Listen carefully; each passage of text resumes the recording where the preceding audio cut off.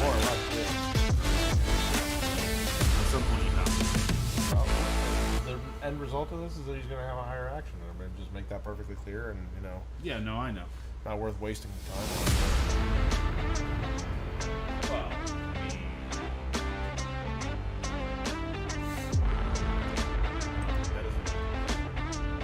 Doesn't compute.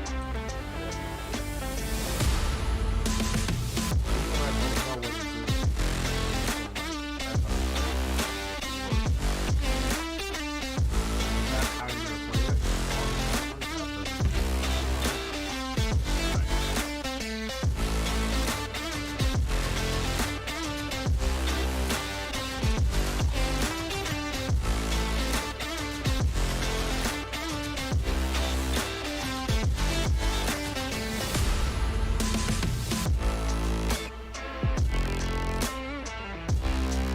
Alright, actually going live here now.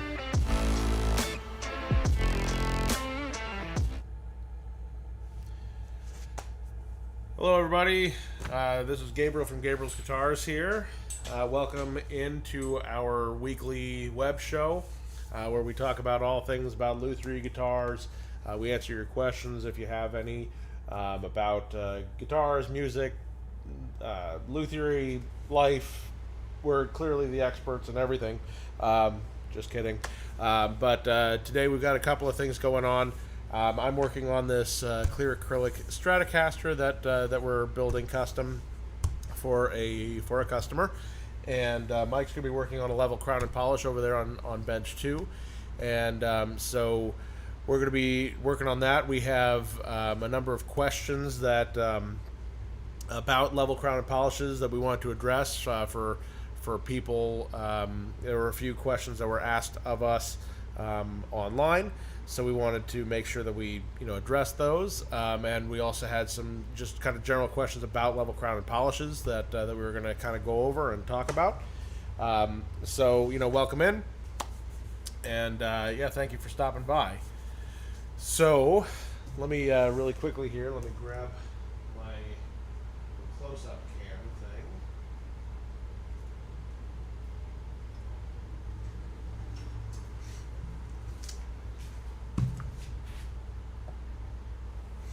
And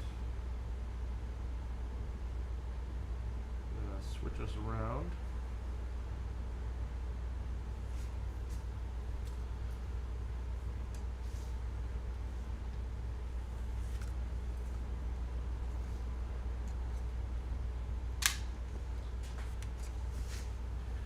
Go ahead and put that over here.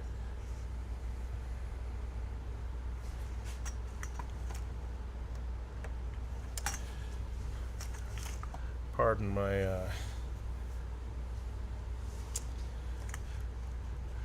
pardon me spending a moment or two here just getting that set up for us. Cool. That should work okay. All right. Excellent. So, yeah, so the first thing I want to talk about was we had a user on our TikTok channel, which if you are unfamiliar with or have not seen before, you can find us on TikTok. We're Gabriel's Guitars on TikTok as well. We have a pretty active channel there. And somebody reached out to us on a video there asking us to talk about converting a Stratocaster from right-handed to left-handed. So there's a couple of things. First of all,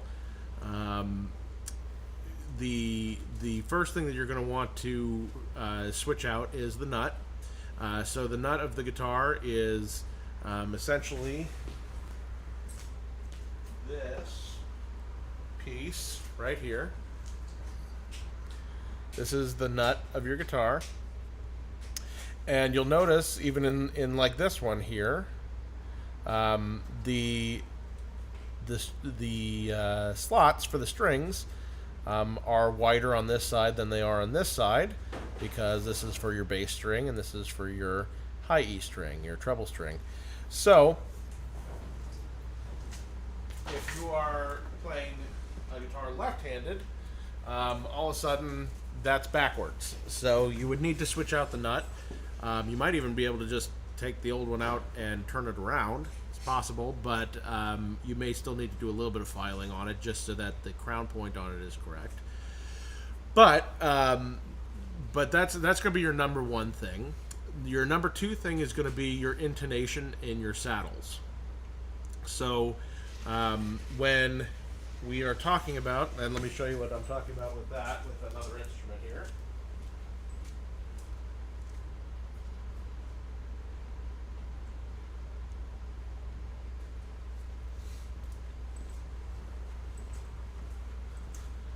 So, this, hey Fabiano. Oh yeah, absolutely. I wasn't expecting anybody to go through and timestamp our video, but greatly appreciate you having done that. Super nice of you. Yeah, very cool. I hope you enjoy this. If you have any questions or anything that you're wanting us to talk about or address, feel free to leave a comment. We'd be happy to discuss it. So here is this is a normal right-handed Stratocaster. These are the saddles here, and where these sit, try to get really nice up and close here.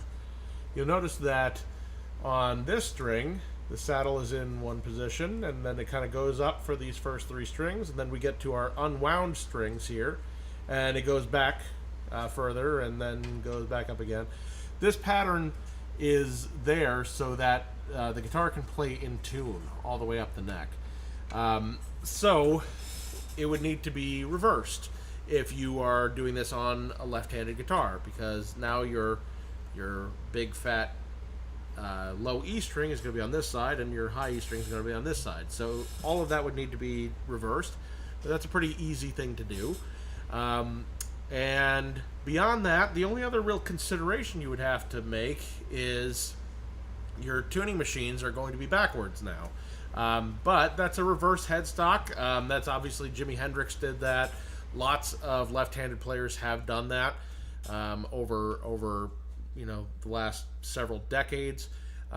It's really not that big of a deal. It does add a little bit of a different feel and playing of the guitar in general, but it is not really a hindrance. It's not anything that's bad for the instrument or anything along those lines. It's just a little bit different. And of course, the other option that you could have is you could, basically you could put a different neck on it. That's an option too. But keep in mind, you're essentially going to be playing the Strat like this, which means that all of your switches, all of your knobs and everything are going to be up in this section of the guitar as you're playing, which may get in your way a little bit.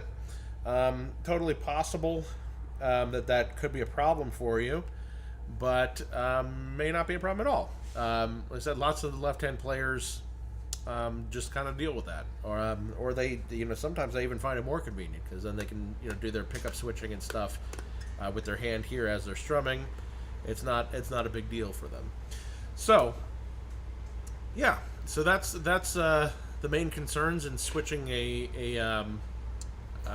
guitar or a Stratocaster specifically from a right-handed to a left-handed guitar. So I hope that answers your question there. And I'm going to go back to the wide angle. Oops. Oh boy. I'm going to go back to the wide angle here so that I can talk to Mike about his level crown and polish that he's working on over there. And I'm going to put this guitar away before I drop it. So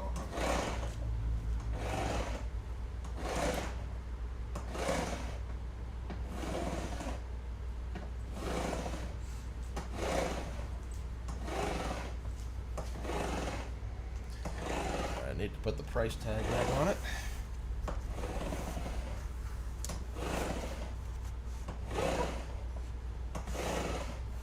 That guitar is a really nice guitar. It is already actually been sold, but it's a 58 reissue made in Japan. Very, very nice guitar. We picked that up in Seattle and did a little bit of restoration work on it. Nothing major.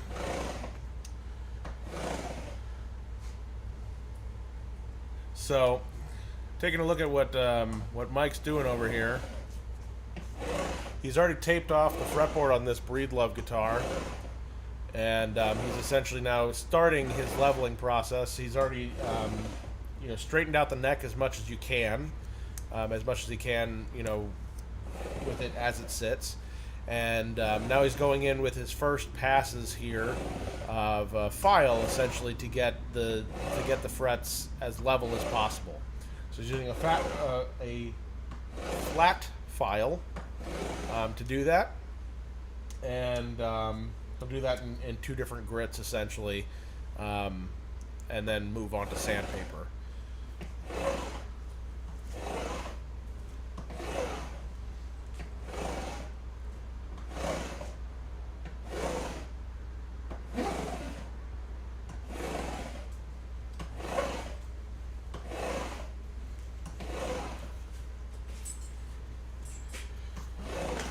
Okay.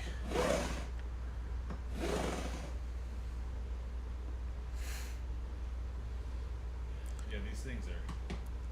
Hits are pretty big on this. So a lot of pitting on the guitar. Yeah.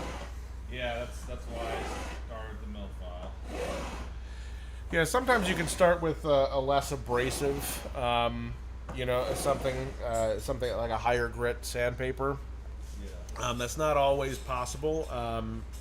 If there's a lot of pitting, there's a lot of fret that has to be removed essentially at that point. So, that can be a little difficult. I was just looking to see if there were any other questions from TikTok or anything like that. Okay. So yeah, that question was from Braven Hyatt. Hopefully he sees this and that answers his question there.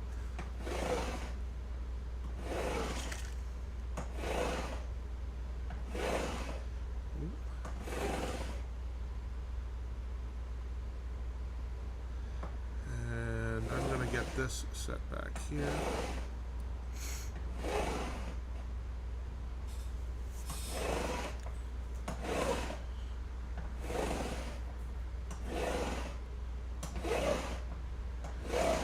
And excuse me for just a moment while I reset up this camera.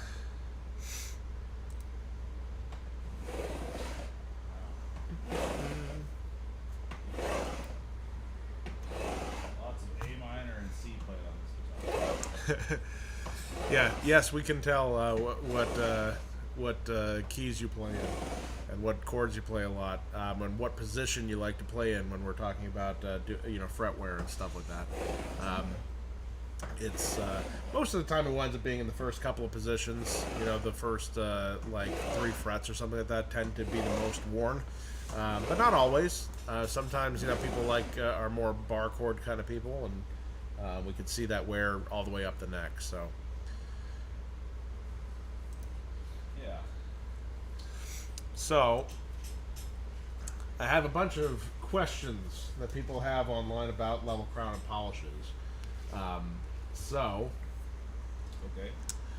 And we can refer to what the internet's answer is on some of these things compared to our own answers too. I'd be kind of curious to see if we differ at all on some of these kind of things. So I think I basically what I did was I typed into Google level crown and polish, and then it gives you a series of questions and that people are commonly asking about level crown and polishes, and so let's see what that's all about. So the first question is, how much does it cost to have a level crown and polish done? And I think there's 2 ways of looking at this. I know that other shops, even in this area, they charge separately for the fretwork itself and also setting up the instrument. And personally, I don't like doing it that way because I feel like if you're not setting up the instrument after having done a level crown and polish, you're doing a real disservice to the customer, because they're not going to get a guitar that plays really well on the other end of that. They're going to get a guitar that doesn't buzz, but it may still play very uncomfortably. So at our shop, we don't do a level crown and polish without including the setup. So I would say for most places, though, like the fret leveling and crowning and polishing is going to be somewhere in the $100 to $150 range. And then the setup is going to be, somewhere in the $75 to $125 kind of range. We wind up charging here about $250 to have all of that done. And we go through everything with the instrument as well as getting the frets perfectly leveled and taken care of. So that's what we do. That's what we charge. And I think that's pretty standard actually for fret work, all things considered. So the next question is literally like, how do you polish and level frets? So, I think that's kind of what we're walking you through over here with what Mike is up to. But basically the process is, getting the neck as flat as can be. Then you level the frets with something that is actually flat, that is known to be flat. And then you bring the grits of sandpaper or of abrasive higher and higher and higher until you are able to basically polish out the fret. Then what you do is you wind up with a very flat fret but they're all level with each other. So the next thing you do is you crown the frets, which basically means taking that flat top of the fret and carving down the edges of it until you have a singular thin crown point. There's a variety of different ways of doing that. There are all sorts of tools available for doing that. And every luthier is probably going to be a little bit different as far as like their preferred method. So the really old school method, and it's actually something that I often like to do, up until relatively recently, it was kind of my preferred method, but it was to use a triangle file like this. And in fact, I've modified this tool so that it has, it's probably not going to really be able to see it on the camera here because it's very, very small. But this front edge I have actually modified and sanded off so there is no abrasive on the edge itself. And this allows me to put it directly on top of a piece of wood, like the fretboard of the guitar. It allows me to file using the edges of this file without filing on the bottom. And you essentially go in and one fret at a time, you file off the edge until you get that crown point just, perfectly small, nice and straight all the way down. And you do that on both sides of the fret. And then you sand it off and buff it out, and that's kind of your crowning. That is a fairly lengthy and labor-intensive way of doing this, but it also, the advantage to it is you get to be very, very particular about exactly how each of those crowns come out. You can really, really dial it in individually, not only for the frets, but for each fret, but for your style of crowning. So that's one way of doing it. There's also another tool that I like a lot. It's right here. Sorry, I'm hearing myself over here. Oh, yeah, what he's got over there. Let me go ahead and show you his bench. So this is a tool called a Z-file, which is made by StuMac. And it's called a Z-file because the shape of the edge of the filing surface is kind of like a Z. And it basically allows you to carve off one side of the fret at a time. It is also blunted on the edge, just like my little file, so that you don't go too far or don't hurt your fingerboard. And it's a relatively new invention, new innovation in the world of fret crowning. They have a few different shapes and varieties at StuMac that they offer. I like that tool a lot. I think it does a very good job. It is also a diamond file, like the small file that I use here. So that is one other option. And then the sort of in-between method, which I do not personally like at all, is kind of more of an old-school crowning file. And this is what they look like. I think this tool does still have value, but only for very, very specific things. So this is what those look like. You know what, let me do this on the close-up cam so that it's a little bit easier to see. So this is what this file looks like. And I'm trying to show you that on the bottom of this here, there's a little bit of a ridge that has the diamond cutting surface in it. And basically, this is designed to go straight over the top of the fret. If my finger was the fret here, it would basically sit right on top of it, and you file back and forth. The problem is I don't think it does a very good job of actually crowning the fret. And it scratches the frets a lot, makes it very difficult to polish afterwards, polishing well. But these come in a variety of different sizes. This is a narrow, this is a medium, and this is a wide fret version here. You can kind of see the differences there. And it also comes in different grits. So this is 150 grit on this side.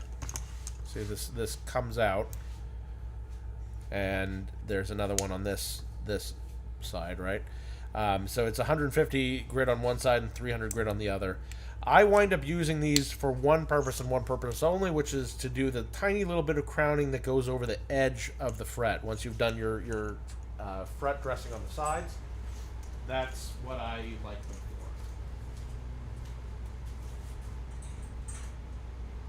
for. How about you, Mike? What's your preferred method? Well, I used those for a long time, but they're fine on new frets, it seems like. But if it's a fret that you have to take probably more than a few thousandths off, it just ends up leaving it too flat on top, and then you get kind of like a thuddiness to the note. It doesn't really ring out well. Yeah. So I have gone to the Z side. He's fallen victim to the Z file. A lot of us, I think a lot of us have really started to use the Z file in this industry. It's I don't know exactly how long it's been out. It's been a couple of years, but it's been a bit, yeah. But it is a relatively recent innovation in the world of Luthiery to do the crowning. But I'm not going to say that there's any one right way. There's lots of people who do this work and do it the old school way. Some people use I've done it that way. some people use various different types of files and things to re-crown the fret. Ultimately, what matters is the end result, whether or not you actually get a nice clean crown point. Also, I will say some people like to have a rounded crown, so that it's got a singular crown point at the top of basically a semicircle. Other people like to have what they call pyramid shapes, which the fret basically gets filed down into the shape of a triangle all the way down. So those are both totally valid and options, but it's a little bit of a stylistic difference from luthier to luthier. And ultimately, as long as the guitar plays well and it looks good in the end, I don't think it really matters so much. From that point, continuing along the line of what goes into a level crown and polish, at that point, you begin polishing it out. You go up through your different grits of sandpaper until you have basically gotten to the point where you can relatively easily buff out the fret, or use steel wool if you're not interested in like having a super high shine. Steel wooling the frets is adequate usually for getting a decent buff, but we typically here do take it all the way up using a Dremel to actually do the buffing on the frets. Is usually what we both wind up doing. You've been buffing with the Dremel wheel, right? Or Yeah, I usually do the steel wool and then the Dremel. yeah, that's what I do too. Steel wool is basically like a really really fine sandpaper, and it gets you a decent shine, but it's not like that mirror finish that a lot of places are really kind of show off in doing. Does it matter? Absolutely not, as far as like the playability is concerned. The second you touch that mirrored finish fret, and the second you start playing on it, it's immediately not going to be a mirror finish anymore. So, it doesn't really matter, other than just having that kind of wow factor when somebody first opens up their case and looks at the guitar you worked on and is like, oh wow, they look so amazing now. And that's an important thing. That's sort of a customer service thing, to wow your customer, So, yeah, and then for us, we then go into a setup to make sure that the instrument plays well, that the nut action is correct, which is really the big concern there. If your nut action was correct prior to doing a level crown and polish, and now you've filed down your frets, guess what? Your nut action isn't right anymore. It'll be too high at that point. So dialing that in, and as well as just optimizing the guitar, is something that we always insist on doing anytime that we're doing any sort of fretwork of that type. So this guitar, the reason it came in is it had a bunch of fret wear, but really he was getting buzzing here, and so the reason I put this piece of tape here is that I can actually put a slight drop off as you go down, and that's to help in the future as the fingerboard wants to kick up, because it always does. Yep.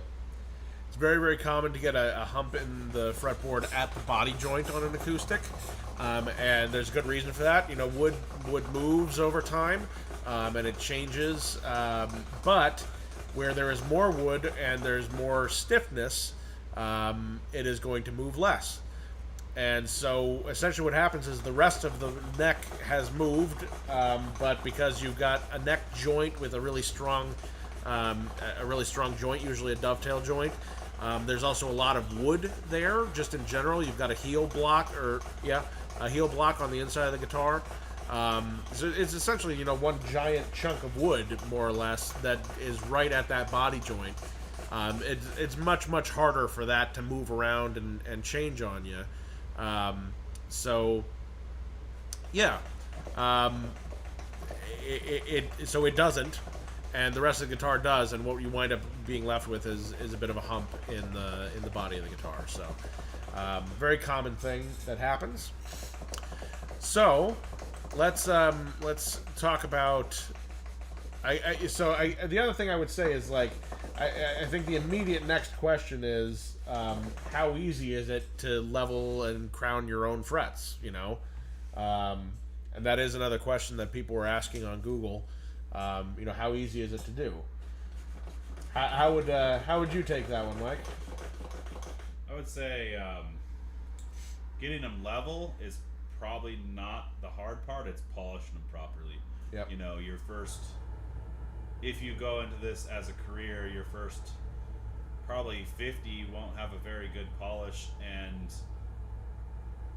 it's not so much the look, it's that when you don't get the scratches out, so that way when you play it, you can feel it the strings scrape across the fret. And there's a couple of different ways to get around that I've learned, and one way is to, I'm going to get to that real soon here, when I'm polishing the frets, I'm going to be going up and down the neck like this to try to hit them all at the same time. But when I change grits, I'm going to actually take the slightly worn out sandpaper and actually just go this way across the fret here, just to see, because all the scratches will go this way with the neck, and then if I go this way, if there's scratches bigger than the grit I'm using, you will be able to see them because very they'll go visible. yeah, they'll be going the wrong way. If not, and you're just putting more scratches of the same grit, it'll just cover up itself, and you won't be able to see it. It'll appear to be smooth at that polish level. Yeah, I mean, I would say, you know, it's not impossible or No. you know, to do it yourself. But keep in mind, the first several times you do one, like you say, I would say, yeah, somewhere between 30 and 50 of them is how many I had to do, how many he had to do, before we would really consider ourselves any good at it. And you know, the other problem that I always had when I was first starting is I would in leveling, I would take off too much of the fret. I would in order to get it level, I would sand too far, and I would wind up with very, very little fret left at the end. So you know, that's another common mistake is, you know, you wind up basically having a very short lifespan on whatever, you know, frets you just put in or whatever at that point. So that's another, you know, common pitfall that happens in doing level crown and polishes. So. Yeah, and that's why I used the mill file to take it off to where it got really close to the pits were almost gone. This one last one here, the C and A minor, first fret on the second string. You know, that was the deepest. So I took it off with the mill file, so it was getting to where it was just starting to disappear. And the fret wear is always on the back side of the fret more because the fret contacts that side or the string contacts that side of the fret. So once you see it start going away on the front of the fret, then you switch up, you know, at least for me, I switch over to the finer and smooth it out and do the rest of the leveling with a finer grit, so that way I don't have to polish as much. And like Gabe was saying, you want to take off as little as possible. Yeah, that's kind of the aim of the game there, is to take off the least amount so that you have as much lifespan as possible left in the fret when this is all done, you know? I would say, you know, if a fret job is done well, you should be able to have it leveled and crowned and polished probably 3 or 4 times before you need to have a refret done. Yeah. Which for most people is well beyond the lifespan of the guitar, you know? But not everybody. You know, there's different playing styles out there, and some people need level crown polishes or refrets done all the time. You know, it's just kind of the nature of it. So, yeah. So, the next question, though, was do you have to level frets before crowning? Most definitely. Otherwise, you're not doing anything. I would say, I mean, you don't have to, but you're not really accomplishing anything if you're not leveling the frets. You know, recrowning them might serve some sort of purpose, I guess, just in like the looks department, I guess. Yeah, because it depends why you're recrowning them. If they were flat on top, I guess if you checked them all with a fret rocker and there was no rocking and they were flat on top, you might be able to get away with that. But most of the time, you have pitting, and crowning's not going to fix the pitting. So. Right, exactly. So I would say the answer to that question is that's not really a good choice of direction to go. So. Yeah, even if you took a really fine sand, you know, like your 1200 grit stone there, and just ran it across it to make sure it hit the top of every one, you know, just so you know it's level. You know, you don't have to take a bunch off. You just have to. Yeah, I don't know. Well, I'm curious to see what the Google answer is on that. Yeah, let's see what they say. Somebody answered, right? So it says newly filed frets await crowning. Well, they're immediately just talking about it, assuming that you've already leveled it, basically. Yeah, after leveling the fret crown is not flat and must be recrowned. It's a weird way of saying that, but yeah, essentially they are also saying like you do need to level the frets prior to crowning them. Otherwise, there's really not much of a point. Yeah, you're just wasting time. All right. Well, I was waiting to see how long it would take. In the conversation about LCPs, to get to the notion of plecking. Of course. So you're taking my job. Not just kidding. yeah, you're taking my job. So let's talk about a plec machine. What is a plec machine? I guess is the first answer or first question to answer. Plec machine is a very, very fancy machine that was designed by some guys in Germany, along with some people in Seattle, and essentially what it is it's a computer-guided router, what we would call a CNC machine, that takes measurements off of your guitar, determines the optimal fret crowning and leveling and everything that your instrument would need, and then literally like routes your frets into their exact correct heights, like from a computer based a computer based direction. So it's basically taking the human element out of it as much as possible, to make a quote unquote perfect fret job. And it can also level your fingerboard. It can cut fret slots for you. It can do a full level crown and polish. And most importantly, to a shop like us, it takes way less time. So, for example, Mike is probably going to be spending about 2 to 3 hours today working on this, and getting this perfect. A plec machine would do this exact same job in about 20 minutes, which is kind of crazy. But what I will also say about that is that it is a machine that is operated by a user, and the competence and the ability of the operator of that machine is also going to be a major factor in the quality of the work that you get out the other end of it. So I have seen instruments that have had plecked fretwork, and it's fantastic, it's amazing, it's beautiful. I have also seen plecked work that is not. And, that's just, again, it comes down to user error. It requires somebody who really understands what the tool that they're using to use it properly. So, all that said, would I love to have a plec machine? Absolutely. If I had the volume of work that would require me to need that.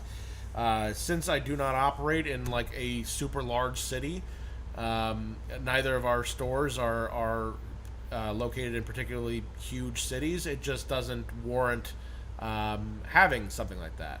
That said, you will typically spend more to have your instrument plecked, as they say colloquially now, than you would to just have a standard level crown and polish done. It is often perceived in this industry as better or a step above. I would not agree with that assessment, but it is its own thing, and it also makes sense that it would cost more to have it done, because those machines are extremely, extremely expensive. It is literally like buying a house. To buy one of those machines, they cost almost $200,000 each. So pretty significant investment for any shop to have something like that. So we do it the old-fashioned way, and we get really, really excellent results that way. I think it's more important that you and I'm not just saying this just because it's the only option we have, but I think from an ideological standpoint also, I think it is more important that you have somebody with a really good experience and knowledge of how to perform these kinds of repairs than it is whether or not you got the new big fancy machine to do the work for you. So, yeah. I don't know, do you have anything to add to that part of the plec conversation, or? No. I mean, I just it is a new fancy thing, and they're very cool. I would love to have one. Um, Honestly, not even so much for the level crown and polish side of things. I would love to be able to have fret slots cut and um, custom fingerboards and custom scale lengths just done for me. That would be almost more of my preferred usage of that tool. Multi-scale would be. Yeah, multi-scale instruments. That would be a really efficient way of handling those kinds of things. So, yeah.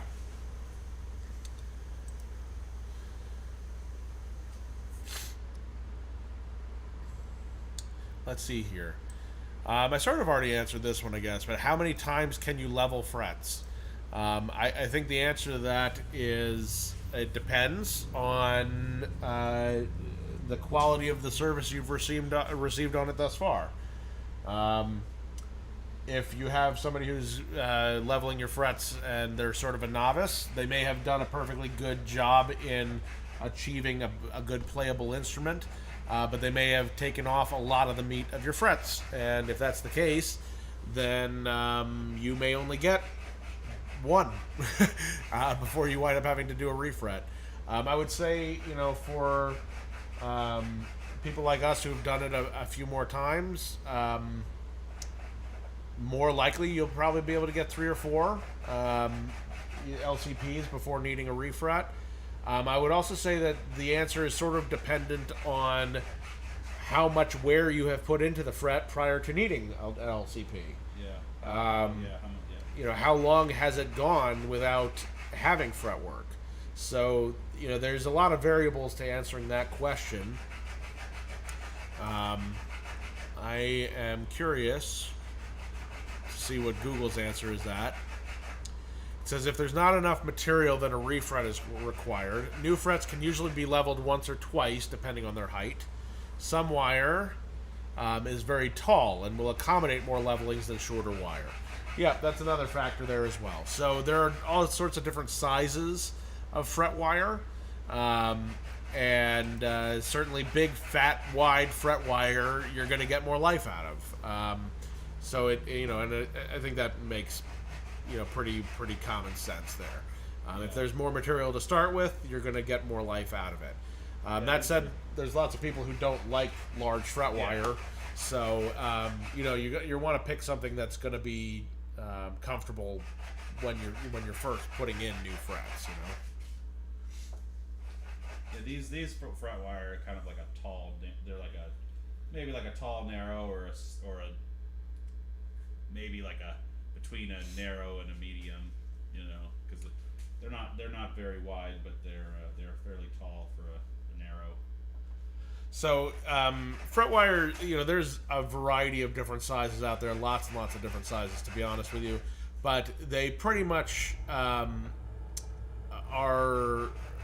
categorized by their width and their height, and the width is usually considered narrow, medium, or wide. The height is usually considered short, medium, or tall. So you can have a medium tall fret. You can have a short tall fret. You can have a short narrow fret. Any combination of those the first column and the second column. There are frets that you can find that fit those descriptors. So, yeah.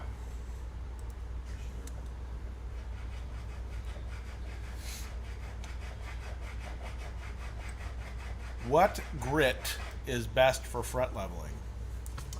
Well, we were kind of talking about this a little bit. I think it depends on the situation. Do you want to take that one? Well, yeah, I mean, just like I was saying earlier, it depends how, if you're just taking out a few spots that are unlevel, then yeah, I'm probably going to start with like a 300 grit or maybe even finer depending on how unlevel it is.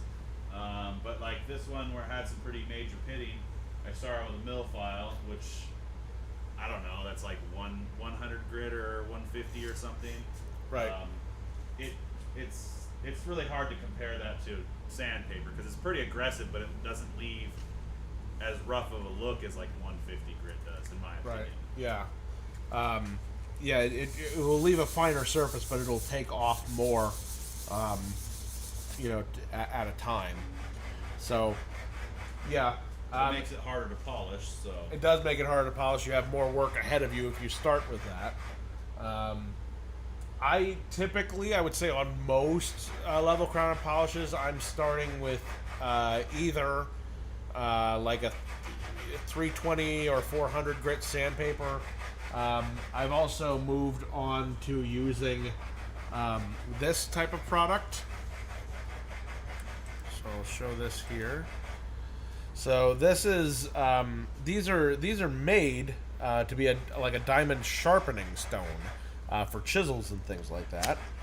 And I actually they're perfectly flat because they're designed to create flat surfaces. And I like to use this because it's it is flat and it also has an abrasive on here. This is listed at 1200 grit. I would say that considering it's quote unquote 1200 grit, it's actually fairly aggressive. And I can take off quite a bit more meat with this than you would think. I would say it probably compares more to maybe like a 600 grit sandpaper or something like that. So that is what I like to use right now as well. And this also comes in different grits too. This is the finest grit. I also have a 300 and a 600 grit of this, so you can imagine those take off even more if I need them to. Well, and the big difference is it doesn't wear out. Your first pass with sandpaper, it's like it's not 600 grit anymore or 1200 grit, whereas that stays the same. So correct, yeah. Definitely diamonds tend to be, I mean, I use a 300 grit stone after the mill file, and it definitely seems more aggressive than 320 sandpaper, Right. Yeah, for sure. Okay. I wonder if I wonder what Google's answer for something like that here. Yeah, we're more or less. This answer comes from StuMac, which I would say is like a reputable place to get that kind of information. Sure. They're saying start with 220 to 320. So yeah, that's I would say on track with what we're saying. They're actually saying to finish with 400 grit. I don't know. I'd probably go a little bit higher than that even, but. I'd like to go to 600 at least. I was going higher for a little bit there, and it didn't seem to change the results. Once going past 600, once you go to steel wool, it doesn't matter. Even if you go to 8 or 9 or whatever, Right. And then after you buff it with the Dremel wheel, it doesn't matter. Well, so. How many years do frets last? That's a good question. That's a very subjective question, I think. It depends a lot on the player. Yeah. And also, we haven't even touched the subject of stainless steel frets and things like that. So, I'm assuming the question is talking strictly about a classic nickel fret, in which case. The answer is it could be anywhere from a couple of years to a couple of decades. It's widely variable. Some people, just their playing style tends to really eat through them. And that's just how it works. They got a death grip. Yeah, they've got a very strong grip. Or I think also I've noticed, people who kind of tend to play the more like bluegrassy, chicken picking kind of guitar styles, they tend to go through the frets a lot faster. Just because they're, it's very fast motions and a lot of bends and a lot of, those kind of things. So they do tend to kind of wear through things pretty fast. There's really not a great way of answering that question with any sort of objectivity. It very widely varies from person to person. this player said he'd been playing this guitar for about, I think he said almost around 10 years, somewhere in there. Never had any work done on it. And so that's an example of, the player played it quite a bit before he needed any fret work, and he could get at least one or two probably out of it, depending on how long. If he goes another 10 years without getting, fret work, maybe he can't, maybe one more. So it just depends, Yeah, it's pretty wide variation that can occur in that.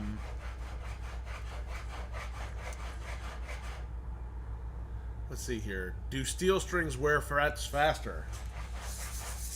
Yes. Yes. Compared to nylon, yes. Very, very, very much so, yes. If you're a steel string player, I would highly recommend going to stainless steel frets. If that is something that you know, or just factor in the fact that you're going to need a lot of refrets, and level crown polishes and things over the years.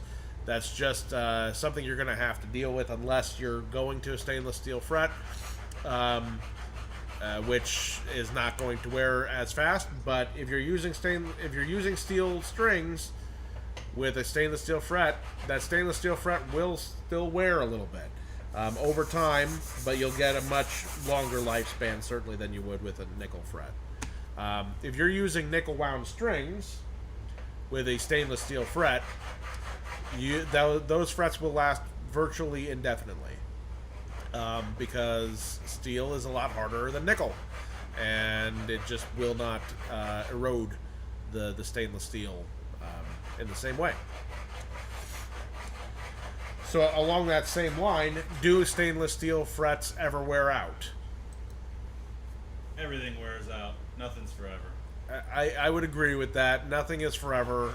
Stainless steel frets do eventually start to wear, but realistically, I think that is probably something you are not going to have to worry about. That is something that, I think for most people, if you're an adult who is, if you're in your 30s, that's something you're probably not going to have to worry about until you're in your 60s. How much you play to and your playing style. Right, exactly. Again, yes. But I agree with you. Yeah. It's going to be a lot longer of a period of time. That may be something where it's 30, 40 years or something like that before you would need to have work done again, or maybe even it's something your kids are going to have to worry about, but not you. Yeah. But it will. Everything wears out in due time. That's inevitable. But it is much slower wear on a stainless steel fret than on a nickel fret. It's more economical too. If you had to get a refret every 10 years or something, let's say, versus nickel versus stainless steel, you had to get it every 30 years. Well, 10 nickel refrets cost quite a bit more than one stainless steel refret. That's right. Yeah, I mean, it does cost more to have stainless steel installed as part of your refret. It's for us, it's about $150 more that we charge to do that. But when you consider the cost savings that you'd be getting on that, I mean, it's a no-brainer. Some people do claim that stainless steel frets give a slightly brighter tone. Yeah. I can't really speak to that so much. I don't really feel that way so much, but I do believe people when they say that. I haven't really noticed a huge difference personally, but I like I said, I believe people when they say that they have noticed that. I feel like you get better tone transfer on stainless steel because it's harder. That would make sense, sure. And again, that's subjective, we don't have any true science or experiments to prove that. Yeah, there's a lot of anecdotal evidence in a lot of these kind of things that exist in the guitar world. Unfortunately, there's not enough money to invest in true scientific study of acoustics specific to guitar repair. Unfortunately, We have to kind of take the information that was passed down to us by the people we learned from.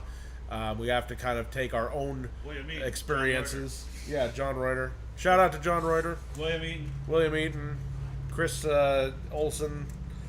Matt Baker. Matt Baker, yeah.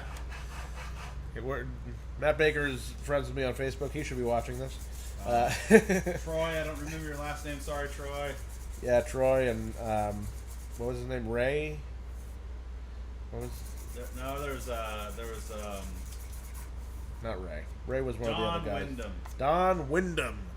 I don't know whatever happened to that dude, but hopefully he's still around. Oh, and Joe Valley. How can we forget Joe Valley? Oh my God, Mr. Bonanza. Well, the issue, one's a Lincoln, one's a Cadillac, so yeah, parts are parts. Parts are parts, Joe Valley was full of all kinds of fun little phrases like that. Yeah, he's the guitar tech for the Doobies, and he actually made a couple basses or something for the bassist, right? I know he's made loads and loads of instruments,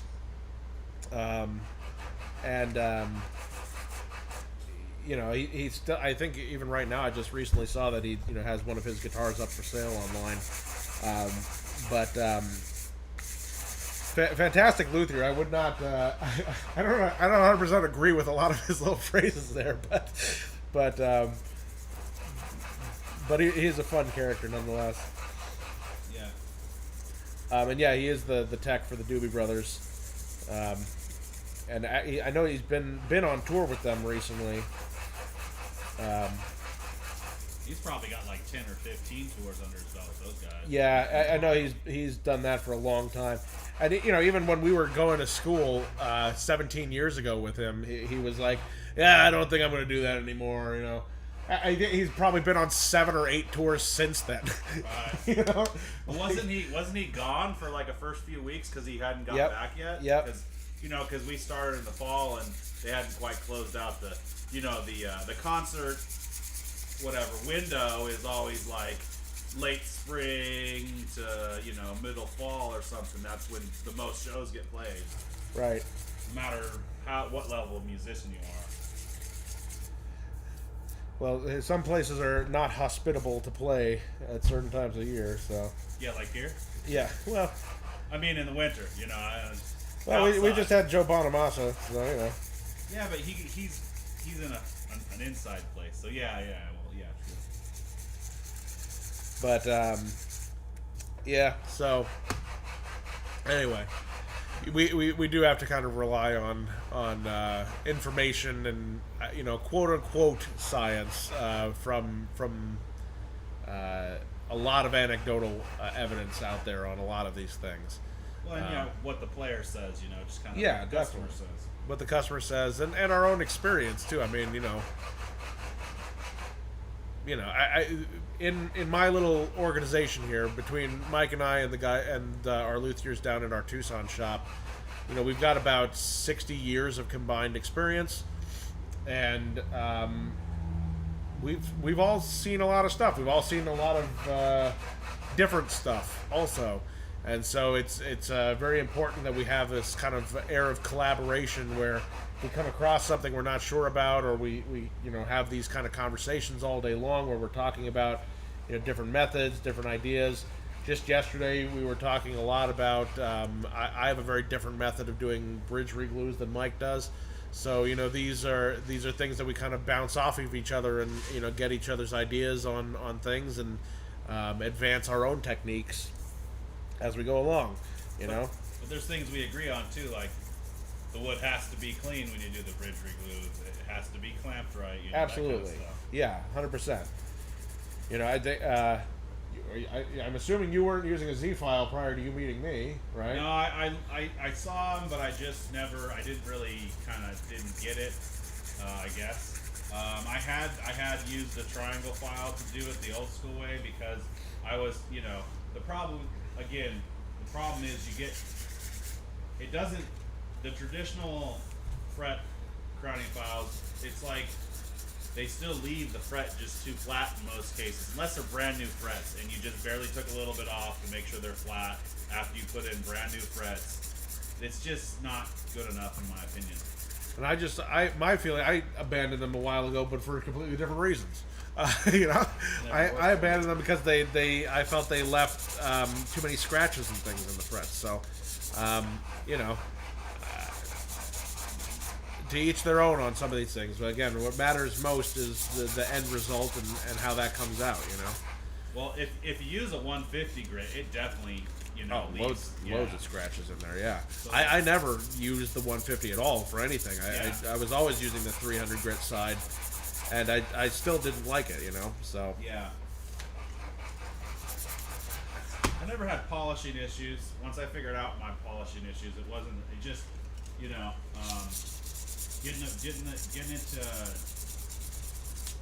getting it to ring better. You know, that's what I noticed on really flat frets. It just doesn't do it good enough. I can see that. Yeah, I also moved to certain aspects of that whole process. I moved to a Dremel a while back, also using Dremel polishing wheels as a good way of kind of moving through some of the aspects of that type of repair. That's something else that I do that a lot of people don't. So, you know, there's differences and variances in the way that each luthier does stuff like that. So, you know, to each their own. But you know, make sure that the quality of the work that comes out the other end is really the most important part. So. Yeah, the Dremel certainly make it faster, but if you're not familiar with using a Dremel, you could make yourself. You could give yourself one hell of a headache. Yeah. Yeah. Certainly, yeah. That is something that you have to be kind of careful doing, because you can mess something up really bad, really fast, using something like that. So let's see here. How do you know when frets are worn out? Pitting is a big part of it. I actually would even say it more has to do with whether or not you're getting buzzing. Because there are instruments that do wind up pitting in the first position, three frets, and they play fine. They don't have any buzz at all. They're, and I'm a, if it ain't broke, don't fix it kind of guy. That is, some people have come to me with that issue, and they ask me, like, does this need fret work? Or they just bought a guitar that has that. And, as much as I would love to be like, yeah, hand over all your money and I'll just, fix this unnecessarily for you, I don't think that's the right thing to do. I don't think it's the right service to provide to a customer. I don't think you're doing them any service at all at that point. Certainly if the instrument is not playing well as a result of having pitting in the frets, then you want to address that. You want to take that into consideration and do an LCP or a refret. But if it's not buzzing, why fix it? Why mess around with it? Yeah. That's and I know that not every luthier feels that way. Like there are definitely people out there who legitimately and adamantly feel that if there's pits in your frets, that it must be dealt with. And also certainly in the buying and selling world, a lot of times buyers are very weary of purchasing an instrument that has pitting in the frets, but that doesn't necessarily mean that the guitar doesn't play well. So something to kind of consider, I guess, about that. I would say the biggest indicator is that your frets are buzzing kind of all over the place, or in a few specific areas, or in one specific area. And I will also say that the frets being level may or may not be the cause of that problem. Yeah. This is why it's important to have a really good relationship with your local luthier, that you can bring stuff to them, that they're not going to charge you for their opinion, and that that their opinion is worth listening to. Because frankly, a lot of times somebody comes in with buzzing, it's just a matter of a setup, or they've got a little bit of a back bow in their neck or something like that. Those are easily remedied without doing any sort of fretwork whatsoever. But sometimes, a fret buzz you can narrow down the cause of what that is, and yeah, it just needs a little bit of leveling, or multiple frets, multiple areas need some leveling work. So have a good relationship with your local luthier. They have a trained, skilled eye, hopefully, and can evaluate those things for you, and help you make informed decisions. All right. Kind of covered this one already. How much does it cost to refret with stainless steel? That's going to vary from shop to shop. Most places are going to charge you more to do stainless steel.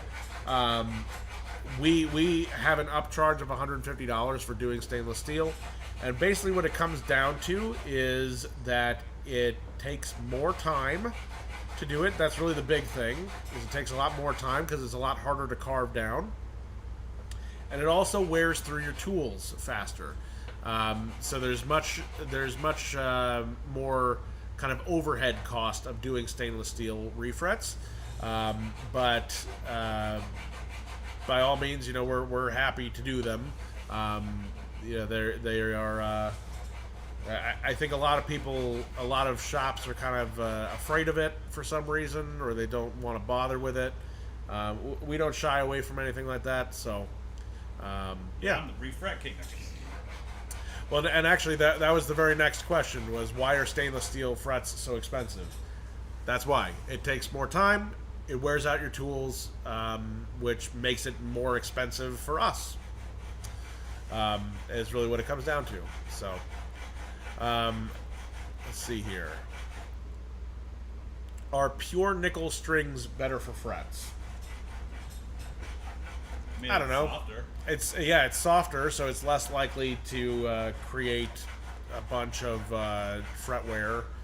I would say, in general, if that's the question you're asking, you're probably kind of looking in the wrong direction here.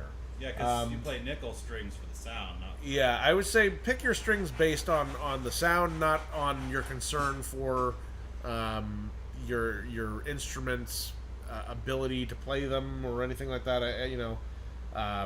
If you're changing the material or the size of the strings that you're using, you probably want to have your instrument set up for them properly, and stick with those strings until you have another setup done.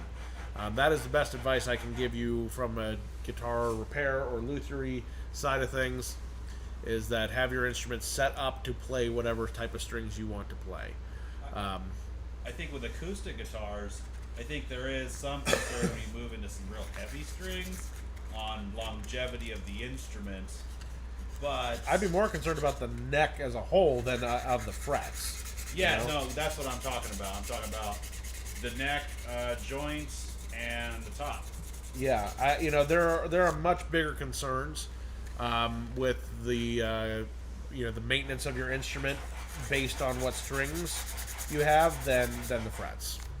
So those John Pierce heavies are heavy. Oh yeah, they really are. Okay. Don't recommend a 14 gauge acoustic string unless that's just what you love. Or if the guitar is made for that. I mean, there's gypsy style acoustics, or jazz box arch top guitars are absolutely made to play those kinds of heavy strings. If you are thinking that you're going to get some like crazy amazing tone or whatever putting that on your Takamine, you're kidding yourself. And you're also costing yourself a lot of money long term, because that guitar is not going to be able to withstand those kind of pressures for very long. Yeah, unless you're like tuning down a bunch. That's the only. Yeah, exception. that's true. Yeah, if you're tuning down, then you're going to have way lower amount of string tension, so it's not as big of an issue. But we typically are talking about standard tuning here. So. Yes. So we should quantify that, because it is very popular to have lower tunings with larger string gauges, especially nowadays. Yeah, I do it. So. Yeah, exactly. And it's a good idea. I would also say. I mean, if you're going to be playing in drop A or something like that, something very very low, you need to have a bigger string because ultimately a normal gauge string is going to wind up being too floppy. It's going to sound terrible. Yeah. It's just not good acoustics there anymore. No. So Not enough tension to move the top, or if it's electric string, you're not getting a big signal really. I don't know how that works exactly on electric. yeah. So yeah, these are all considerations. These are things you can certainly talk about with your luthier too, but we're always here, happy to help our customers work through those things. I guess that is something that I do want to talk about though is like your playing style matters a lot. Yeah. In a lot of what we do, knowing what your playing style is informs our decisions a lot. Whether that be from the setup itself to our recommended string gauges, recommended string materials. Pickups, definitely. In the acoustic world, build materials. Whether you're wanting a cedar, spruce, maple, whatever. Body size. All of these things are incredibly important and dependent on what kind of music you're going to play. Yeah, sure, you can play any kind of music on any instrument, but it may or may not sound very good. So there are kind of tried and true things that, especially when you're kind of a beginner or you're not really looking to experiment, you kind of want to stay in certain lanes for certain things because they're tried and true. They make sense. Yep. It's just a wisdom thing. Yeah, that's why like surf guys are always going to be playing, Strat or a Telly, Or like a Jag or something. Or a Jag, yeah. So definitely single coils. Maybe, and yeah, I guess a Jaguar would make even more sense. Yeah. So something more like a P90 or a Sofar. Yep. And probably some out of phase stuff. Yep. Yeah. Definitely. Let's see here.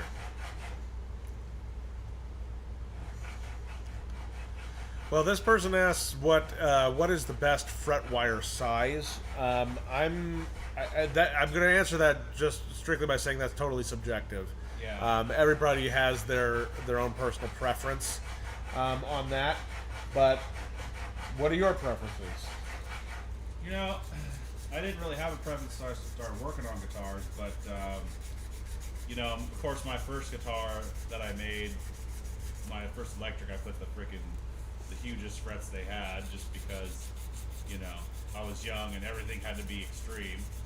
So it was a little bit of silliness, and after I played on those, on my acoustic I just put some medium talls.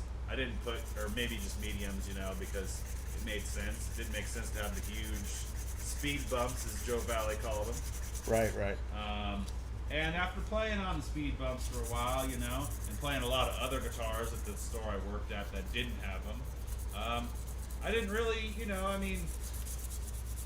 I liked that on taller frets that you almost kind of get some of like the benefits of a scallop fingerboard almost, because if you're playing with a softer touch, the string isn't even touching the fingerboard, so there's you don't have the fingerboard wear, but you can also actually get a vibrato by changing your pressure, which you could do anyway, but you get a more wiggle room instead of bending. It opens up a different door in playing style, I guess. Yeah, but other than that, I guess it's just a feel thing, and I think if I was gonna, I'm totally fine with kind of whatever makes sense for the instrument, like I don't have, I haven't played a lot of instruments with narrows, but on the right instrument it seems to make like a banjo or something, or those really nice basses we worked on. Yep. What was that brand? There was an Alembic, and there was also Dingwall. The Dingwalls, yeah, they had those really small and it felt great. You know, it was a really good instrument. Nice. If you guys are looking for a nice bass that doesn't completely break the bank, but has, you know, great playability, those Dingwalls are nice. Yeah, Dingwall used to be a really, really boutique brand, and they were very, very expensive. And they're still expensive. Yeah, don't get me wrong. Like, they're still expensive, but they have managed to bring their price point down considerably, and their quality of build is just fantastic. Especially if you're really into that kind of multi-scale bass thing, they're a really excellent option. Intonated amazing. Yeah, they are fantastic instruments. And yeah, so, you know, going along with what Mike was saying right there, I am primarily a bass player. And for me, I like mandolin wire, like really, really tiny wire, is my preference. It is kind of a weird thing to put on basses. I have a pretty light touch, and I like a very, very low action, and it works for me. There are a few pro players out there that do that as well. I would say it's not super common, but that is my preference. And as far as like on guitar, I probably prefer like just a medium tall.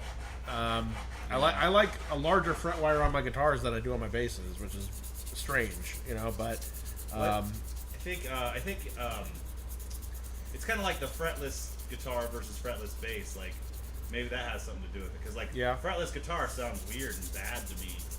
So maybe it's like the thinner string needs a bigger fret to sound proper in most people's ears. I don't know. Yeah, maybe. It's tough to say. And again, you know, it's totally subjective. You know, my preference is just my preference. That's it. You know. Yeah, same with Mike's. This is you know, these kinds of things, like these kinds of opinions, you know, of something being completely subjective, is one of the things that I really, really disliked about like the whole kind of Luthiery scene that existed when I was growing up, which is that like, which is that like there was always this kind of attitude like, oh no, there's just the one right decision. It's like it's always this one thing, and it was just the opinion of the luthier that was, you know, that's what they liked, and so they, you know.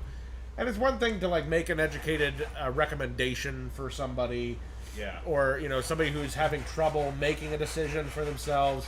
Say, you know, well, this is what I like, you know, and maybe you'd like it too. But I don't know. That was not really the air in the room, you know, when I was growing up with a lot of these guys. It was much more a, you know, my way is the only right way, and everybody else is a bunch of idiots, you know. And I've never understood that, and I would say the longer I'm in this business, the more and more I do this. It's just absurd to me, really. So well, yeah, I mean, what if you know, the thing is, like, say a player comes in and he says, well, what do you like? Okay, well, I you know, I'm like, on electric guitar, I'm kind of more of a hard rock metal guy. But maybe the customer is a surf guy or likes the Stones or something. It's like, well, what I like, he's not going to like. That's not going to work out for him. Of course it's not. Like, so, like, of course that's not the right choice. I'm going to tell him what the Stones play, or like, well, you know, that classic Dick Dale or whatever, you know? Yeah, exactly.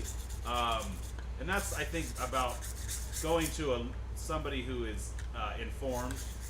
You know? We regularly ask people, like, if they, you know, if we say, you know, what kind of music do you play? Yeah. And a lot of times people are like, you know, a little bit of everything, a little bit of this, that, okay. Well, who are some of your favorite artists? That's oftentimes an easier answer or easier question for people to answer. Yeah.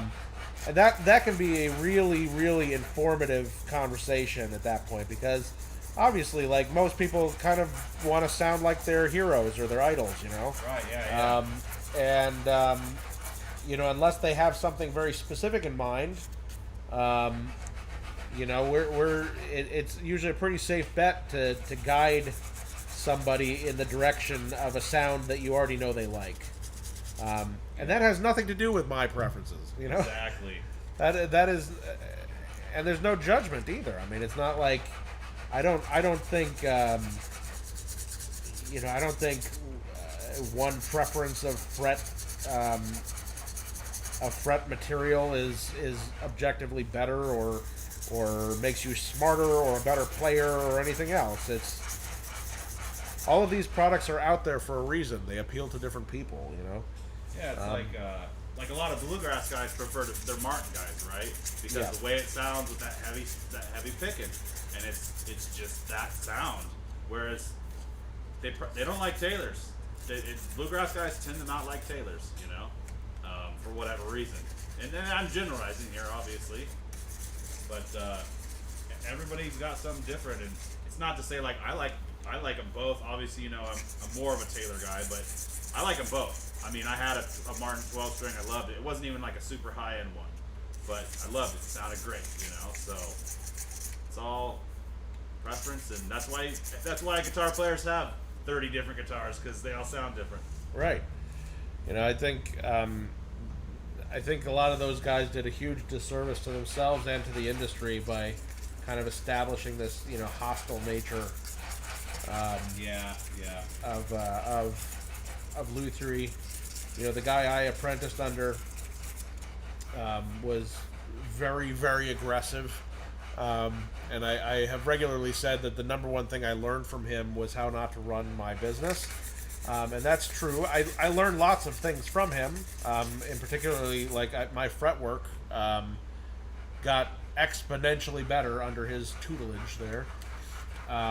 But he was not a nice guy, you know? Yep. And he was known and well understood within the music community of that area as being a really good luthier, but also a really giant a-hole, you know?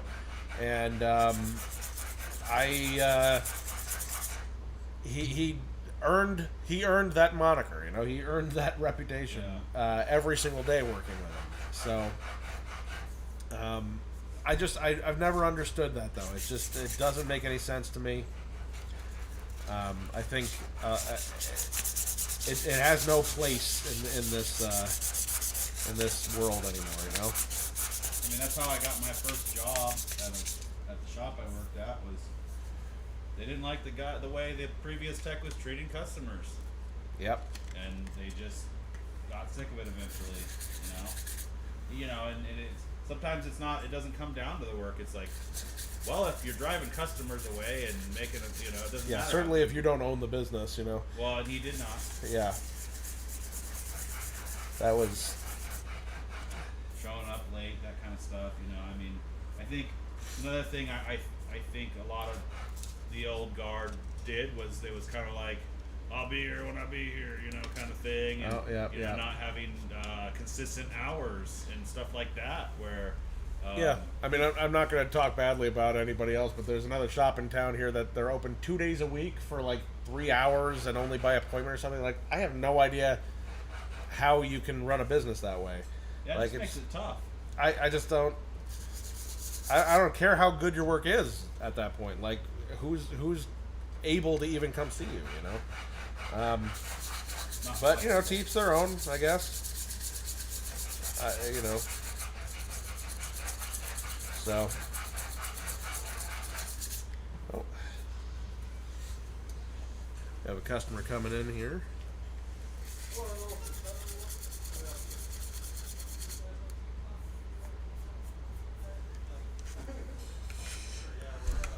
One of our TikTok viewers has entered the store.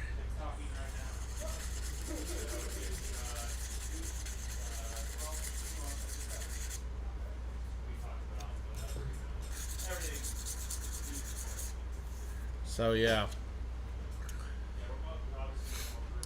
let's see here. Is 22 or 24 frets better?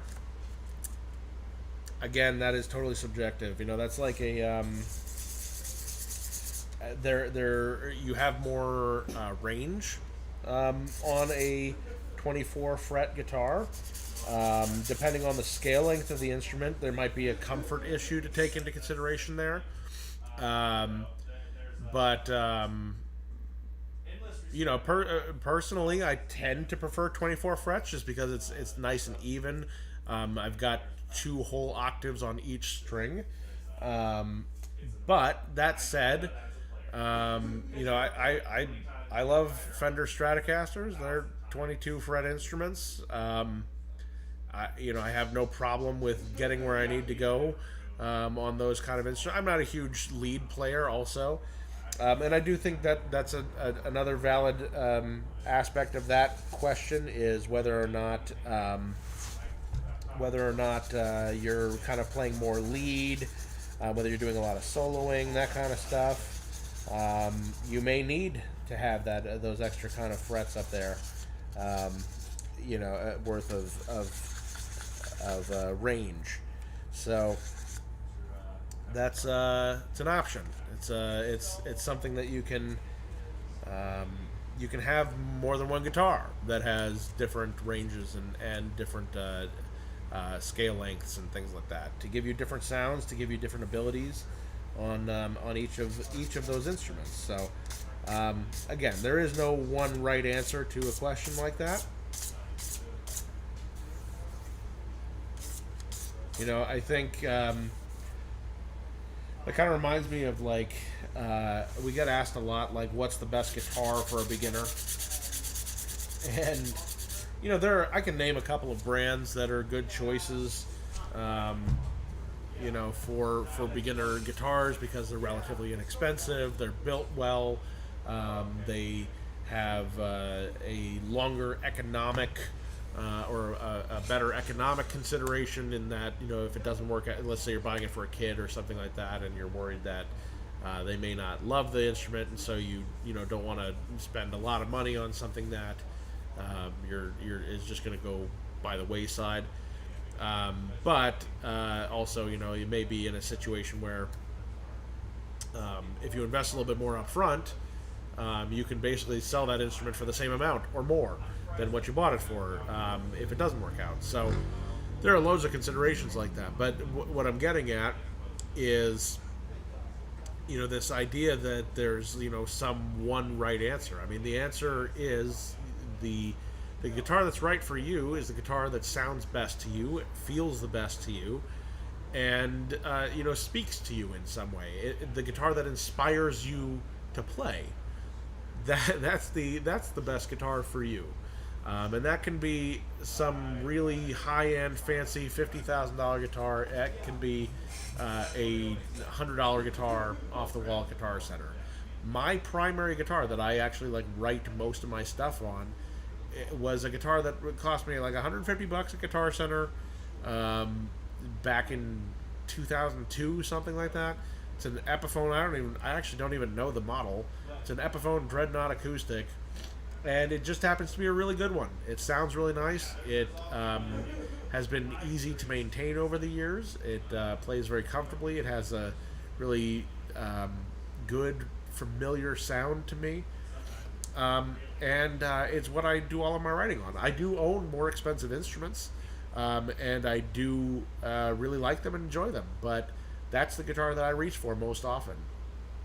So, everybody's a little bit different, and it's a little difficult, I think, when you have you're buying a guitar for somebody, especially like a Christmas gift or something like that, where you want it to be a surprise. But if you're ever in the position of buying a guitar for somebody who already plays guitar, don't try to do it as a surprise. Bring them with you. Let them pick that guitar. Because otherwise, it may be a really nice and genuine and excellent gift, but a guitar is something that is very personal to an individual, and is something that, you really, if it doesn't inspire you to play it, you're just not going to play it, So make a wise decision and pick the instrument that the player wants. Rather than something that you feel looks cool or something like that. How would you tackle a forward bow on an acoustic guitar with no truss rod? So there's a couple of different ways you can deal with that. So there are ways of, first of all, heating a neck and bending it back into shape, and then allowing it to cool under pressure in a more flattened position. I have found very mixed results with doing such a thing. Typically, it will work great for a couple days to a couple of weeks at the most, and then it eventually, under string tension, just kind of falls back into where it where it was. So that kind of depends on the instrument. I have seen some success with that over the years, but realistically, I don't normally recommend it because you wind up spending a bunch of money on a repair that ultimately doesn't work out. So that's not usually the route that I recommend. There are also options with regards to removing the existing frets, replaning the fingerboard to be more flat. It depends. Part of the answer to this question is also going to be dependent on how bad of a forward bow it is. We kind of have to assess these things to some degree. But yeah, so we can also potentially replane the fingerboard to be more flat and then refret it. You can also put frets in that have a wider tang, and so that's a very mechanical way of removing relief from a neck, is to basically force it to flatten out. So we're talking about a forward bow, we're talking about a bow like this where the strings are on top, right? If we put things in the face of the thing here that force it to bend back to flat, that is something you can do. That is typically how it was dealt with on pre-war Martins, when that also don't have truss rods. They would put in, a larger tanged fret, which forced the neck to flatten out a bit. The other option, a little bit more expensive option, but I would argue the best option, if possible, is to remove the fingerboard and put a truss rod in it. There's also ways of heat treating the neck where you're just removing the fingerboard and then then heat treating the neck so that it flattens out and then reattaching the fingerboard after the fact. That is an option too. But if you're going to be taking the fingerboard off, I don't see any reason, typically speaking, to not add a truss rod at that point. I feel like it just adds additional functionality to an instrument. So what I'm getting at here is there are options, and it's sort of individualized and specific to the guitar that comes in our front door. And we would have those kind of conversations with our customers about what their options are, help them try to make an informed decision for themselves and also for their price point, because a lot of those repairs are not cheap. But the guitar may or may not be economically worth doing something like that too. We actually have a customer who called us about something like this very recently with regards to a guitar that was built in Mexico that does not have a truss rod, and they were looking at having us do that to it. Most likely we're going to wind up installing a truss rod in it because they really like the sound of the instrument. They want it to play better, going forward than it does. Not addressing the problem by not putting a truss rod in there invites future problems. So, I hope that answers your question adequately. But yeah, essentially, it kind of depends on the situation. But those are some of the ways in which we would address that potentially. So, dead frets. How do you fix dead frets? So, dead frets can mean a couple of different things, or a couple of different things can cause dead frets, I should say. Dead frets are often caused by, or most frequently, the result of one fret, whatever fret you're at. So, let's say, I'll switch over here to my close-up cam. So let's say that I'm getting a dead note on my 4th fret of my high E string here. That is most likely caused by this fret, my 5th fret, being too high in relation to my 4th fret. That can mean that this fret, the 5th fret, is too high, or it could mean that the 4th fret is too low. But one of those things is the problem. If you're playing this note and it just goes dunk, dunk, dunk, doesn't make a noise. Sometimes also the symptom here is that you'll have da da da da. You hear the same note on the 3rd and 4th fret. That comes from this fret being too low. In that case, the 3rd fret being too low in relation to the 4th fret. So those are a couple of things. Yeah, absolutely, LA. If you have any other questions, by all means, please let us know. We're happy to discuss them for you. So dead frets. So that's another thing that can be considered a dead fret. A dead fret can also just mean that it's you're getting kind of just like a tinny or bad clarity off of a fret, which could be a crowning issue. You could have, rather than creating pits in your frets, sometimes, especially if like up in the upper register where people are doing a lot of soloing, they're doing a lot of bending, those kind of things, you wind up with very flat frets up here, and it can cause like buzzing sometimes, but also it can kind of cause like a bit of lack of clarity in the note, and sometimes people call that a dead fret.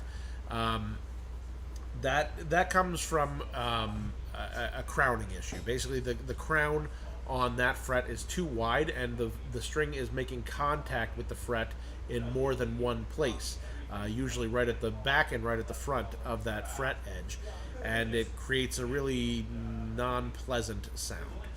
So that is typically something where we're going to be recommending, at very least, crowning that one fret. But usually in those kind of situations, it's a couple of different frets, and we've got a couple of different things going on. It doesn't sound great in a couple of different places. A level crown and polish is going to be the recommended repair for something like that. So, yeah, let's see here. Let's see what other things the internet wants to know about fretwork and level crown and polishes and things like that. Let's see here. This would be a great question to ask Mike when he comes back as well. But how much fret buzz is normal? Yeah, that's a question, isn't it? So I think a lot of people have this like set expectation of 0 fret buzz. Fret buzz is often a cause or a symptom of how you play the instrument. So sometimes when we're doing a setup and we are playing an instrument, we're we play it our normal way of playing things, and there's no fret buzz at all. And then we hand it to a customer and they have a different playing style and it's just buzzing all over the place. So like the playing style itself can have a huge factor on whether or not there is buzz in the first place. But second of all, if you play a string hard enough, you can make anything buzz. So to say that no buzzing at all is allowed on your instrument is sort of just kind of an ignorant thing to say, and an ignorant standpoint to have towards your instrument. When we're talking about electric instruments, typically speaking, how the instrument sounds acoustically doesn't really matter so much. These are made to be plugged into amps, and so if that buzzing noise isn't coming through in an amp, then it's an acceptable amount of buzz. So that's kind of my answer for that. When we're talking about acoustics, though, it's a little bit more tricky because obviously there is no amplification that to give you a difference there. I would say Again, the style of music being played is a factor. Some of the kind of more funky kind of rock kind of stuff is more accepting of, and it's okay to have a little bit of buzz, add a little growl or something like that to your low end. Whereas somebody playing classical music, something like that, needs it to be very very bell-like and clear. Again, it's a little bit of a subjective thing, but a little bit of fret buzz is not an unacceptable thing. You should get used to that. It can also be indicative of an area for you to improve as a player too. I know, as a luthier, I hate pointing blame for anything that is supposed to be within my control back on the person who is asking me to fix a problem for them. And certainly, we always can fix it, but not always necessarily in the way that they want. We have an instrument room right now where we had done a setup for a gentleman who, we warranty our work for 30 days. He has a different playing style than we do, and he plays a lot heavier than we do. And he brought it back in because he's like, it's just kind of buzzy all over the place. When I play it, there's no buzziness anywhere. But it's a playing style thing. So we're going to have to raise the action on that instrument to accommodate his playing style. And we inform him of that. Like that's just the way it's going to be. But if you wanted to keep the same action with no buzz, it's just not possible with the playing style that you have. So there are certain limitations to things in that regard also. We just have to be transparent and realistic with customers about the expectations of what the limitations of an instrument are. So, yeah. Let's see, what else does Google want to know about fretwork and things like that? Will thicker strings reduce fret buzz? Thicker strings are less likely to cause buzz. And the reason for that is pretty simple. A thicker string vibrates less. And what causes buzz is the string vibrating off of the fret. So if you have less vibration to begin with, you are less likely to have any sort of buzzing issues. So this is why a lot of these people who are playing 7 and 8 string guitars or very low tunings, they're using very very thick strings, especially on the bottom end, is because they are wanting to get the action as low as possible, having a very low tuning on the instrument, and to have as minimal buzz as possible. The way to achieve that is to increase the diameter, the thickness of the string.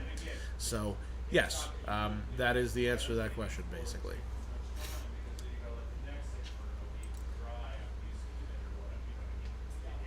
Let's see here. What else does Google want to know about frets? What else does Google want to know about frets?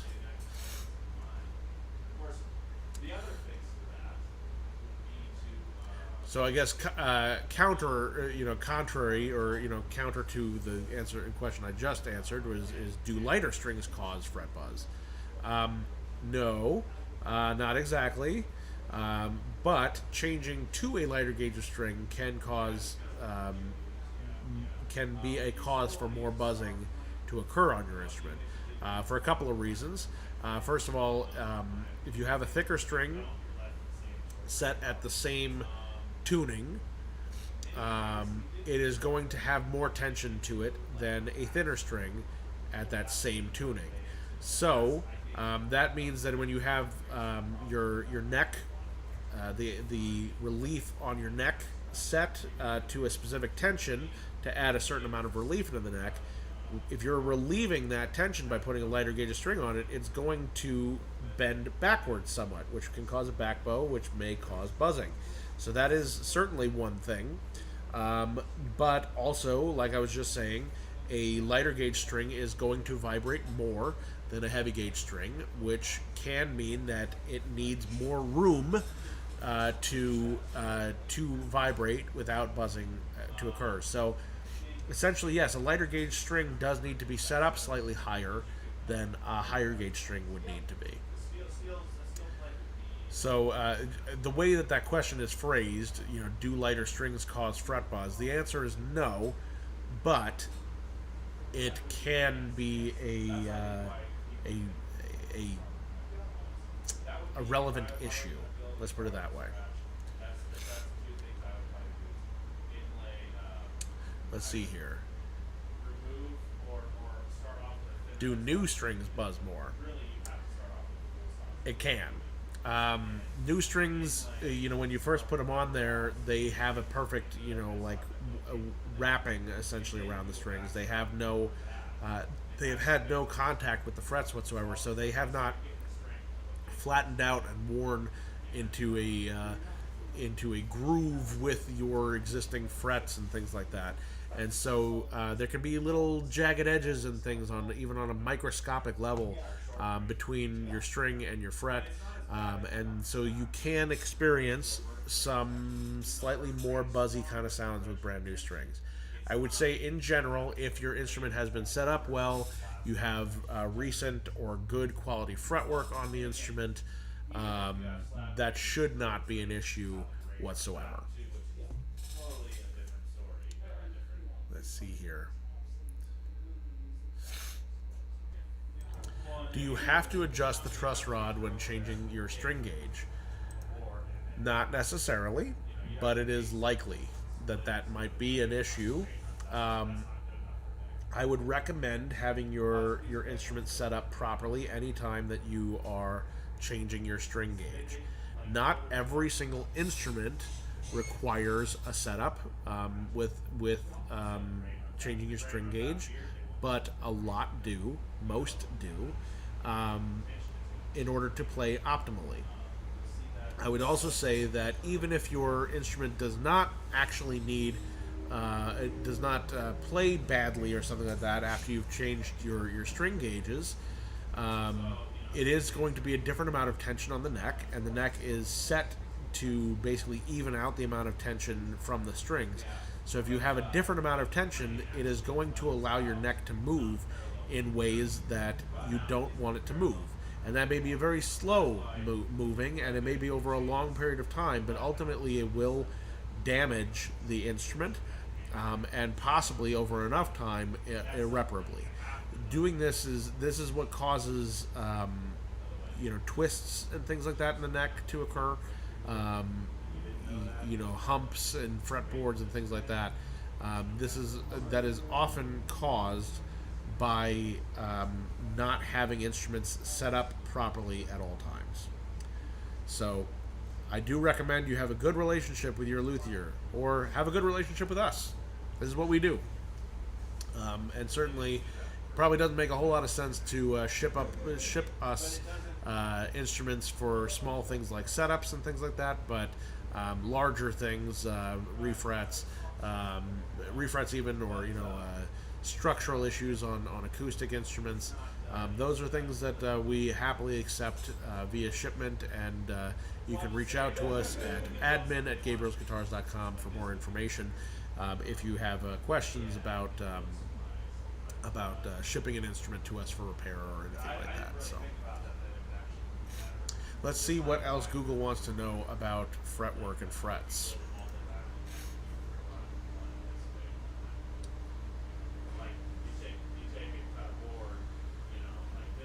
We're kind of getting more into setup territory, I guess, with a lot of these questions, but happy to answer them anyway.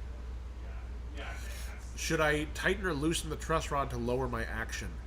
No. And I see this all the time on online forums. People talking about removing, changing the relief of the neck in order to lower the action. That is not where you adjust the action on an instrument. And if you are trying to adjust the action on an instrument by doing that, you are probably doing the wrong thing for your guitar and maybe damaging it. So stop. It's like surprising to me how often I see people say that or suggest doing it. It is incredibly wrong. Don't do that. And if you don't know what you're doing with a truss rod adjustment on a neck, I would recommend that you don't do it.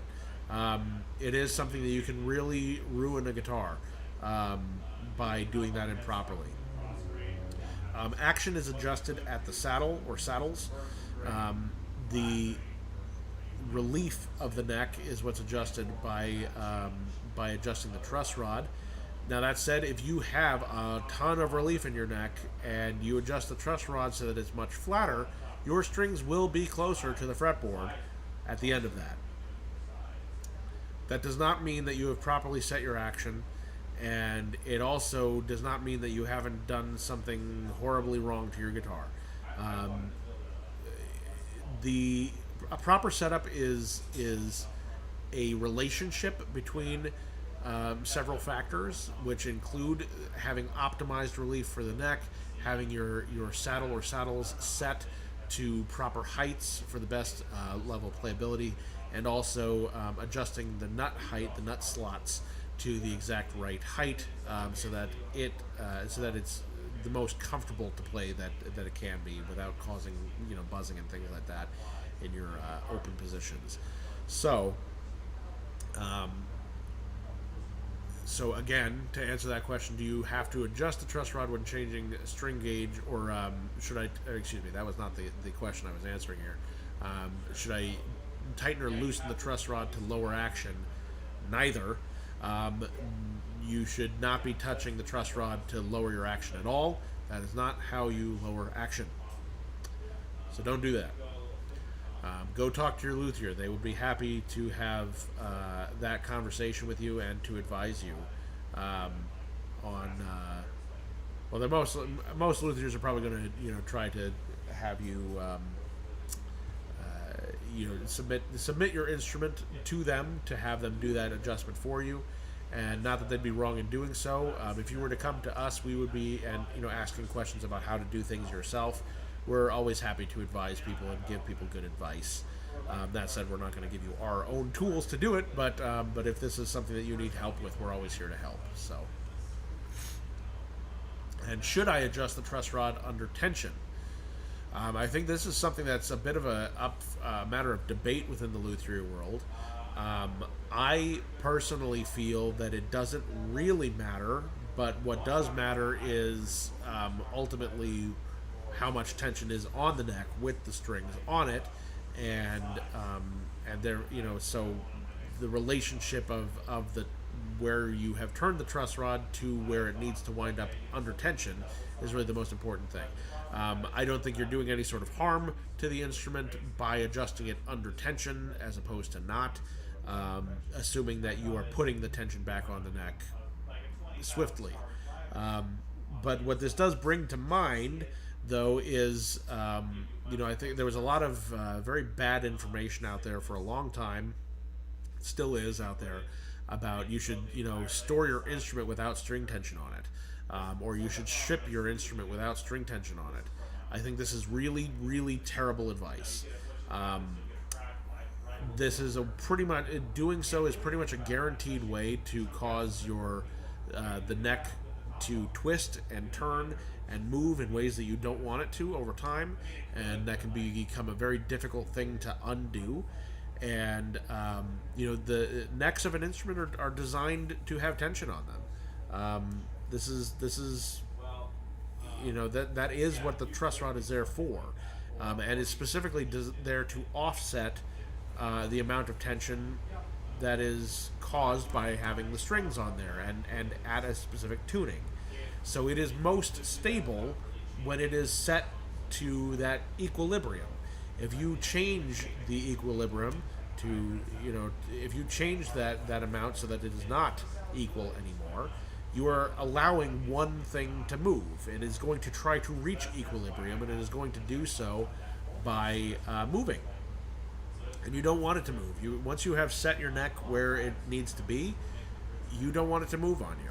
So, sort of an important distinction there, and an important point that I feel like a lot of people get wrong, and a lot of bad advice is out there about it.